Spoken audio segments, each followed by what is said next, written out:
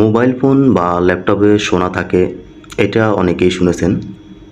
তো mobile phone বা ল্যাপটপে কেন সোনা ব্যবহার করা হয়, কত গ্রাম সোনা থাকে, কত টাকা মূল্যের সোনা থাকে এবং আপনি কিভাবে এই সোনা সংগ্রহ করবেন, এই বিষয়টা নিয়ে বিস্তারিত কথা বলবো।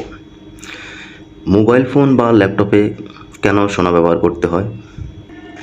কানেকশন পয়েন্টগুলো যেমন প্রসেসরের সংযোগ, মাদারবোর্ড, সিমের কানেকশন, মেমোরি কানেকশন সহ এই ধরনের জায়গাগুলোতে সোনার ব্যবহার করতে হয়। এর কারণ হলো এগুলো মরিচা ধরে না এবং মজবুত কানেকশন হয়, হাত থেকে পড়ে গেলেও কানেকশনগুলো খুলে যায় না। এবার আসুন জেনে নিই একটা মোবাইলে কত গ্রাম সোনা থাকে।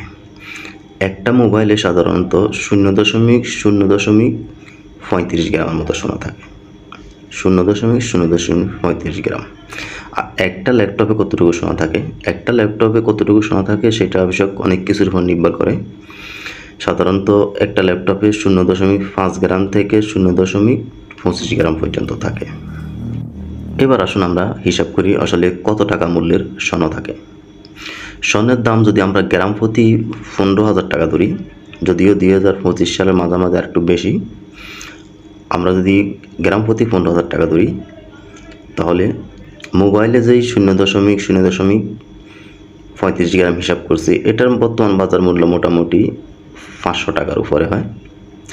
আর ল্যাপটপে দুই ধরনের হিসাব করা যায়, যেহেতু আমরা 0.5 গ্রাম থেকে 0.25 গ্রাম পর্যন্ত, সেক্ষেত্রে একটা ল্যাপটপে আপনার 3,500 টাকা থেকে 8,000 টাকা পর্যন্ত সোনা থাকতে পারে।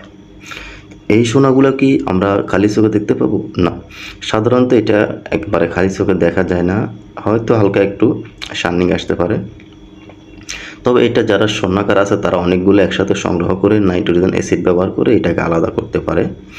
এটা আমাদের মতো সাধারণ মানুষ এটাকে সংগ্রহ করা একটু কঠিন হয়ে যাবে, যেহেতু এই সোনাগুলো ব্যবহার করার আগে এটার সাথে অন্য ধাতু ব্যবহার করা হয়, অন্য ধাতু গলিয়ে একসাথে করে তারপরে এগুলো প্রসেস করা হয়।